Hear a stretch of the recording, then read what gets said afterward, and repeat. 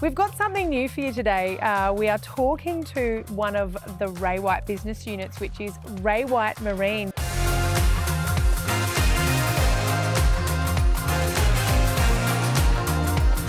Did you realise that we have an office in almost every capital city in Australia as well as internationally? Today I'm talking to Brock Rodwell, who is the CEO of Ray White Marine. We're going to learn all things super yachts. Brock, thank you for being with me today. No, thank you for having me. It's there's a lot of hype around the Elite Conference, so I'm looking forward to it. I'm so glad to have you here. Yeah. Now, let's talk about Ray White Marine. It's a really unique business unit. Just first of all, for everyone listening, we normally talk about residential real estate. Talk about what you do, where you sell, and the crazy life that you lead. Well, look, it's a bit different to property because boats can be moved. So yeah, it is a bit of sort of gypsy living because you go where the boats are, and usually they're quite nice destinations as well. So the business has various sectors. So we started the business with brokerage, which is secondhand, and also auctions, so luxury vessel auctions. So COVID sort of stalled that for a little bit, and we've ramped that back up recently. And about 6 years ago, we took on some new boat brands. So we represent Ferretti Group, which is the largest Italian manufacturer in the world for luxury yachts, Sunreef, which is luxury catamarans, and then also Technohull, which has become very popular as our day boat rib go fast boats as well. Okay. So with that, you have a lot of buyer's agency activity. So we actually go and source the boats from destinations like the Mediterranean, Miami, the Bahamas, so Southeast Asia as well. So there's not many corners of the globe where we haven't been to source the boats as well. So amazing. Yeah, And it's so really diverse. to learn a little bit more about the market opportunity, both here in Australia and globally, I mean, let's start with Australia. How many vessels are the calibre of which you're trading would we see transact in Australia in a typical 12-month period? Well, unfortunately, we don't have RP data or Marina to sort of give us some accurate stats. But basically, like our median price, it typically ranges from 600,000 to about 1.2 million as our main cash flow. But we've sold boats in excess of 50 million as well. So it really does vary. But I'd say in our sector that we perform in, you're typically looking between 500 to 700 vessels, and then much more in the lesser categories, 30 foot and below, you're in the thousands. So we predominantly sort of deal with the 50 foot plus market. Wow. And you've mentioned some pretty glamorous locations. Where is the yachting capital of the world? Is it the Mediterranean? Look, it's a two-headed race between basically the Mediterranean and Florida. Okay. So registrations-wise, it's probably Florida. Americans love to spend, as we know. Okay. And it's just the gateway to the Bahamas as well. So Bahamas and Caribbean, but then you've got places such as south of France, Monaco, the Italian coast, the Aegean Sea. Where do I sign, Brock? Come on. And yeah, we do, like, we've just returned from the Monaco and Cannes yacht shows. So it's often the case that a lot of our clients will buy a new vessel, take delivery from our factories over there, enjoy it over there for the Mediterranean summer, and then ship it back to Australia. Wow. So they get the best of both worlds. And so do you have a predominantly Australian clientele, or do you have clients from all over the world? Predominantly it's an Australian and New Zealand market. But yeah, we constantly deal with Asian clientele, American, Saudi as well. Usually the larger end of town are the overseas purchases. So it also depends very much on currency fluctuations. So when our dollar's strong, they go shopping overseas. When we're weak, some people look towards us. But people do think we're on another planet, being Australia. So far away. So distance, people think we're insane when we go over to do a deal and it's a 24-hour turnaround. You land in Nice, go to Monaco, and then come back to Sydney in 2 days. And people just go, how did you do that? Yeah, you just don't adjust to the local time. Or you you don't let yourself. So that's tip for jet lag. Tip number one. Just don't change your time zone. Don't change the clock. We know when they say on the plane, change your time dial. Don't think about it. Okay, just stay on Sydney time all the time. But yeah, sorry, Australians are our predominant market, and the Kiwis are strong too. They like their bigger boats overseas and keeping them over there as well. Oh, really? Because it's more about getting away from the cold climate, perhaps enjoying the Mediterranean Yeah, climate for a while. it's a mix of that and also charter potential, as you touched on before. So a lot of the clients like the lifestyle over there, but then they can run it as a business as well with great charter income. Yep. And we've recently done a merger where we've excelled in management and charter now for larger vessels as well. And so we'll- you've got a lot of different business streams and revenue streams.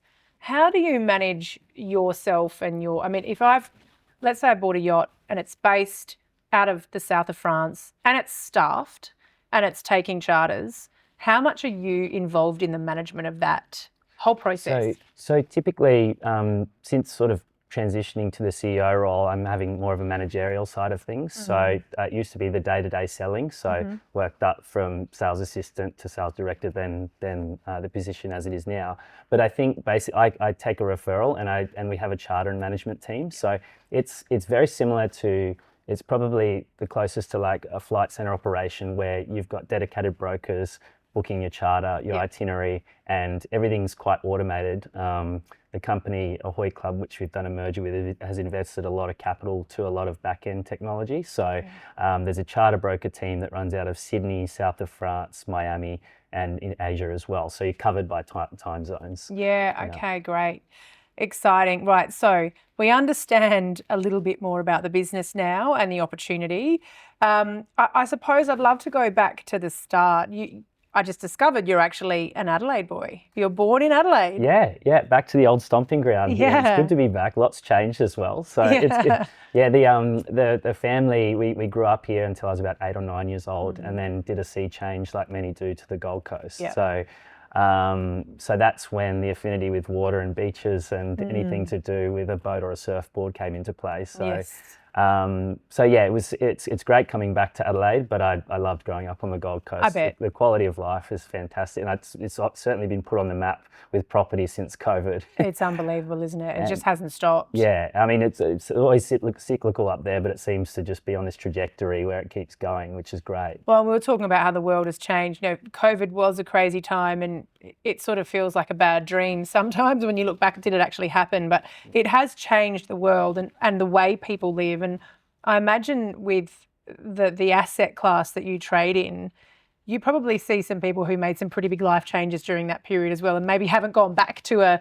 conventional house and living, you know, in one location, almost like the grey nomads with their 100%. Yeah. They as we touched on before, it sort of flatlined during COVID, and then the phone started ringing hot because whether people were bored or you could still go recreational fishing because it was like you had to do it as an essential like activity and exercise. So you had super yachts with fishing lines out the back. So it was a bit of a grey area. Yeah. But yeah, we've seen 2 requests. They want longer range, so basically so people can go to the South Pacific, New Zealand, further and beyond, and more volume as well. So just bigger living spaces. They want an apartment on water. Yeah. A lot of liveaboard requests. So basically people that have retired and said, look, I want to pack up shop. I want to do the whole coast of Australia, further beyond up to Indonesia. And a lot of brands like Sunreef, which is one of our new boat brands, is becoming very active in solar powered technology where you have silent vessels where they don't run off any petrol or diesel. Wow. It's regenerating in the hull with a patented system, so you have unlimited range to go. Amazing. You've got the world at your... Really? Yeah. Wow, how exciting. Yeah. So you grew up on the Gold Coast, but your family actually come from marina business. So it was working, living on and by the water was there for you as an option growing up, right? No, definitely, yeah. I've got 2 siblings and we were always encouraged to do our own thing. They're both lawyers and in property. And I went out and I had the opportunity to go straight into the business. We owned a marina up on the Gold Coast and had another new boat brand at the time. But I ended up going overseas and working on the boats for quite some time around the south of France and Monaco.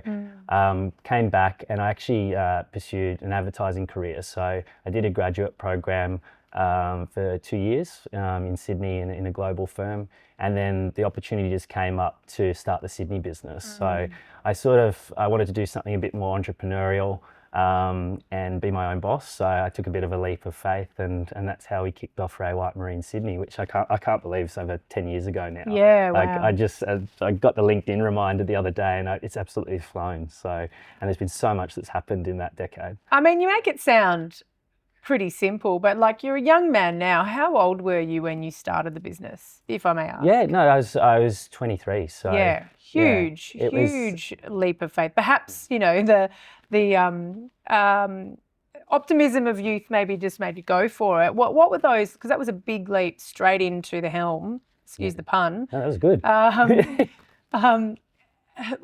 What were you expecting when you first made that decision, and what were the early years like when you were running a business, starting out? Yeah, it was a risk for sure, because we were actually in a down market when we started. So the thrill of doing the luxury yacht auctions, actually, I was quite excited about, because no one was doing it. So I could use my marketing and advertising background and a bit of digital work as well. So it was, like I kind of just dove straight into it. I didn't really think twice about it. I did have a bit of a head start in that we'd been in the marine industry prior. So the Gold Coast office had sort of been established for about 6 to 12 months. So I did have a history of sales and knowing how to run the business to a degree when it came to the brokerage process. So, but it was a lot of hustling. It was getting kicked off marinas where other brokers were, letterbox dropping, going for runs in the morning. That surprised me to learn that you really built your business like many rookie residential real estate agents do, which is the humble letterbox.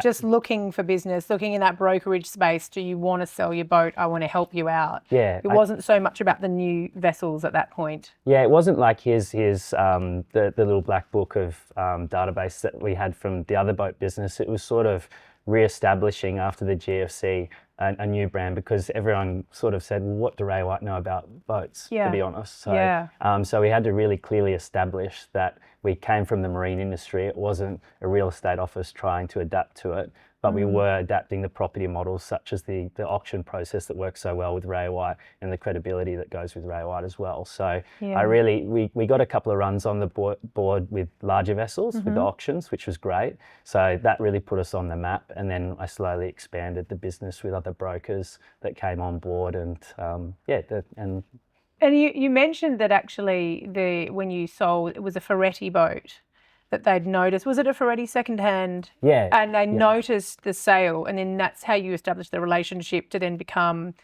a distributor. The distributor here in Australia. Yeah, correct. Yeah, so we'd done quite a few hundred brokerage boats as a combination of private sale and auctions. And there was two boats. There was a Ferretti and a Pershing, which are both under the Ferretti Group banner. So there's actually 7 brands under the group name they've amalgamated. The Asia Pacific head office saw that we sold 2 of these boats that had very famous brands such as Riva and Ferretti and Pershing, but they hadn't really gained traction in our market. So they saw that we'd sold a couple without the distribution rights. So we went to Hong Kong, and we actually spoke to Brian and Dan about it as well, just to see if they were on side, and they were very excited about the brands. So we've been with the brands just over 7 years now. So and now we have the exclusive rights for Australia and New Zealand. How good is that? So I'd love to go back just for a second. You mentioned that you brought the auction process. Now, we were talking about if that was a normal thing. So certain parts of the globe, namely in America, they will auction vessels, but typically it's similar to the UK with real estate. It's like a distress sale. It's mortgagee in possession, or however, I don't know if it would be a mortgagee in possession with a yacht, but it was a very different approach for the industry. No, definitely. I think basically, Australia and America, you're correct. Like they lead the charge when it comes to auctions, specifically America, just because of the volume. It's a lot easier to get a loan on a vessel over there, and they like repossessing things as well. So, but yeah, it was a different method that only like lesser tier vessels like houseboats, tinnies, jet skis, like high volume assets would go under the hammer. So we really saw a gap that luxury boats could be auctioned under the hammer. So we were doing about 6 to 8 boats each auction, and our clearance rate is about 80%. So huge. Yeah, it works quite effectively, because it's just an alternative means to your brokerage sales. So if it's been on days on market for over 90 to 120 days, we can suggest that this is an accelerated program. It's 30 days and it's a 5-day settlement from the auction date. So 5 days? Yeah. Wow. So you got to be ready. No waiting for your settlement day. 10% on the day and Wow. 5-day settlement unless agreed otherwise prior. But it's it's been really successful for us because just doing the training in the early days with Ray White and corporate, just figuring out how to adapt that to the vessels was really interesting. Even the scripts and everything that goes behind the scenes, the marketing, the vendor reporting. So we really wanted to replicate what was happening with the real estate side of the business and the professionalism, because I mean, it's brokerage 10 years ago was sort of seen like a Parramatta Road syndrome, like there was no trust accounting, like it was a handshake deal, etc. So when we brought the mechanics from the property industry over to the marine side of the business, I think people already had a lot of trust and rapport with Ray White, their agents, and how the process works. So it worked really well. That's amazing. And so I'd love to know about your client base, because I'm thinking that probably a lot of the battle, especially as you have distribution rights, is probably finding the buyers. Do you have a lot of repeat customers? Is it that we have a smaller pool of the same clients that we're going back to repeatedly, or is it very much like a first home buyer market where you're always looking for fresh buyers? How does it work? It's sort of like a mix of the both, but repeat business is my main source of business. So some clients I would have sold 5 or 6 boats over the years. So basically, like prospecting wise, a great prospecting tool for us is international boat shows. So we'll typically, our local big ones are Sydney and Sanctuary Cove up on the Gold Coast. And then we'll also attend Singapore, Monaco, Cannes, Miami and Fort Lauderdale. So they're our main markets when it comes to production boats. And then also just when it comes to the larger vessels as well, just networking and co-branding as well. Like we have a great relationship. We actually partnered with Zagami Automotive in Melbourne, who they're the Rolls-Royce, Ferrari, Aston Martin dealers. So same clientele. We've actually built a Reeva flybridge inside the showroom in the Rolls-Royce showroom in Melbourne. So we thought the weather was so unpredictable. Having a waterfront office, why not build the Mediterranean inside? So and that's translated into some big sales, which has been fantastic. No one's towing these yachts on the back of a Ferrari though, as you mentioned. No, they're getting shipped. We did though put a Reeva behind a Rolls-Royce one year and put it at Sanctuary Cove. So yeah, that got a bit of attention. That'll turn some heads. Yeah. You mentioned when you were, pre-business, pre-university, you did, maybe your gap year, you went overseas and you crewed on boats. Is that a prerequisite for yacht sales, really having intimate knowledge of how to sail and the mechanics of the vessels? Is that something that you think is really important? Oh, definitely. It's sort of like your internship, basically. It's like going to TAFE or university before you go into the League of Selling. Like we find it quite hard to recruit actually because it's a very niche field. So either people have come from a crewing or captaining background and they want to see change basically into sales, or you have someone that's been in like the luxury car space or the real estate space looking for a change, but they sort of need to know, like first question is, do you have your boat license and are you mechanically minded? Because one day you're in the boardroom in a suit, the next day you're in an engine room doing oil samples and mechanical checks with a surveyor. So the suits don't last long if you like when you're out on the harbour. That's right.